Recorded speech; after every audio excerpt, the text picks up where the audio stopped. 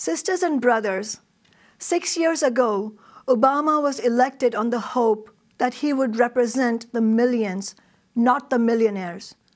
When Obama delivered his first State of the Union address, Democrats occupied majorities in both the House and Senate.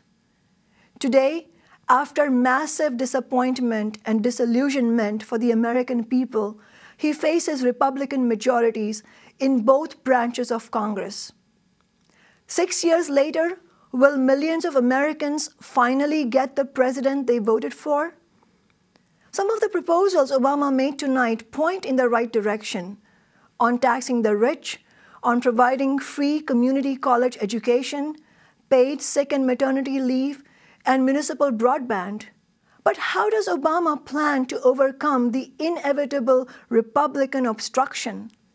How will he get any serious measure to tax the wealthy or against climate change past the entrenched and undemocratic power of Wall Street and big business? There is no answer to this from Obama. He talked about the economic recovery, but the truth is, for the vast majority of us, this has been a joyless recovery. Americans face the highest levels of inequality in almost a century. Under Obama, the gap between rich and poor has only widened. But the last 2 years have seen the shaping of the kind of forces that can reverse this stunning inequality. The historic grassroots movements for a $15 an hour minimum wage by heroic low-wage workers taking strike action. And we won the $15 minimum wage in Seattle, the first major city to do so, by building a movement of low-paid workers together with unions, community organizations, 15 Now, and others.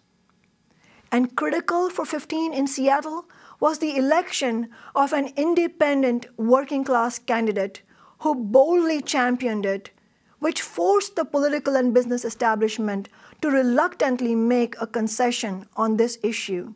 In contrast, Republican and Democratic politicians, rather than fighting to raise the minimum wage as we did, have instead been taking donations from the same fast food companies that workers are striking against.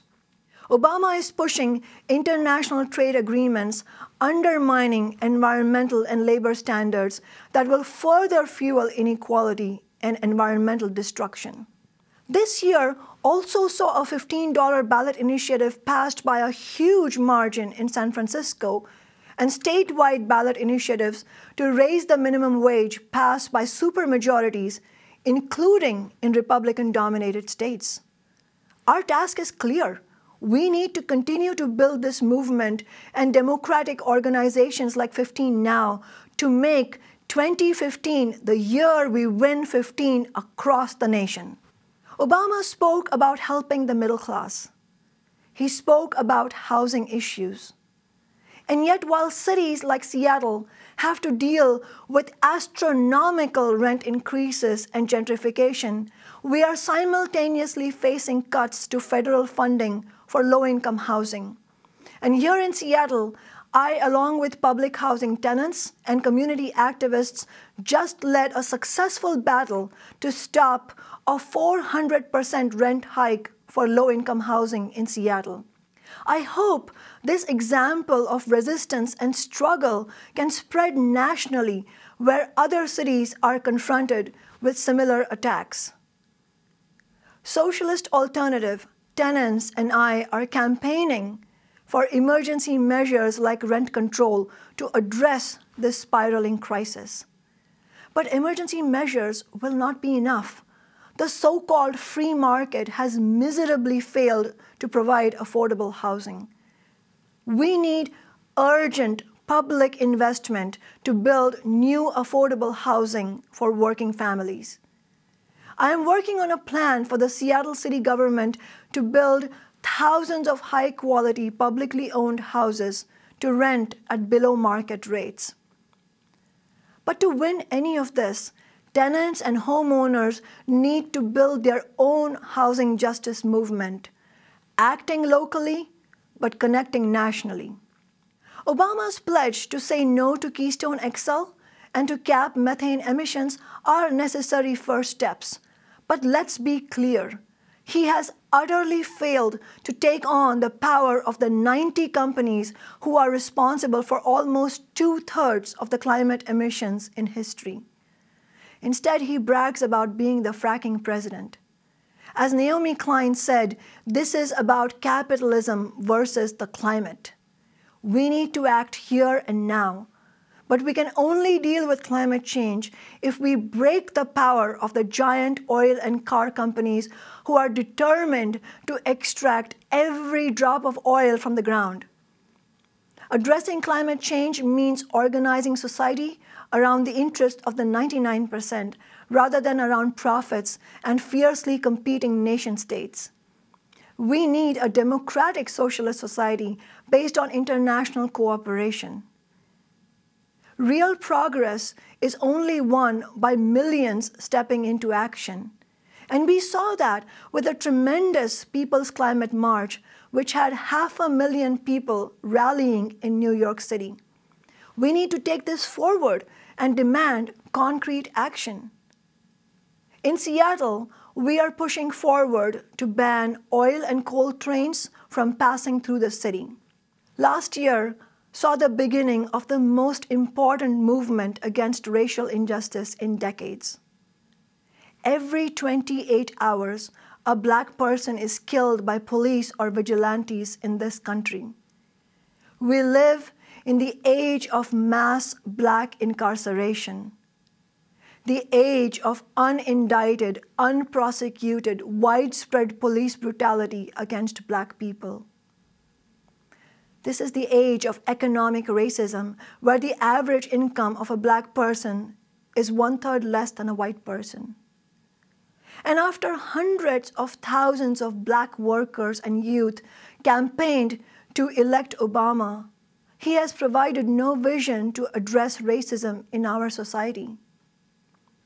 Why can't Barack Obama say, Black lives matter? Black people, people of color, indigenous people deserve action. They deserve action now. For full prosecution of all acts of police brutality, like those against Mike Brown and Eric Garner, for an end to economic racism, for a $15 an hour minimum wage nationally, to finally address the gaping income inequalities that define race and gender in the US. The Republicans elected in the midterms last fall would like to think they have a public mandate. Nothing could be farther from the truth. The pro-corporate right-wing agenda of the Republicans is being roundly rejected in poll after poll.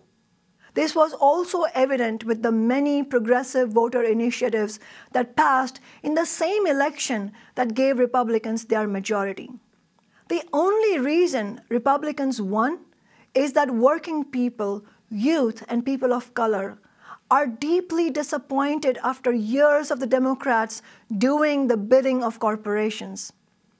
This is why millions stayed home with the lowest voter turnout since the Second World War. Is Obama now prepared to challenge Republicans and big business? I fear not. Unfortunately, the financial aristocracy that funded Obama's election campaigns and promoted him to the presidency have their tentacles firmly wedded into every nook and cranny of the White House. Let us not forget, Obama has carried out unprecedented, unconstitutional spying, drone strikes, and a ferocious crackdown on brave whistleblowers like Edward Snowden and Chelsea Manning. This is why independent working-class challengers will be needed. Candidates who refuse corporate donations, who are financially and politically independent of big business and their two parties. We need to build our own political voice, a mass political party for working people. Despite Obama's speech today, bitter experience has shown we cannot rely on him to deliver. We must work to build independent movements of working-class people, of young people, of women and people of color, and the LGBTQ community, to fight towards affordable cities, healthcare and education for all, towards a society based on economic justice, equal rights, compassion, and an end to racism, to challenge the domination of the 1%. Solidarity.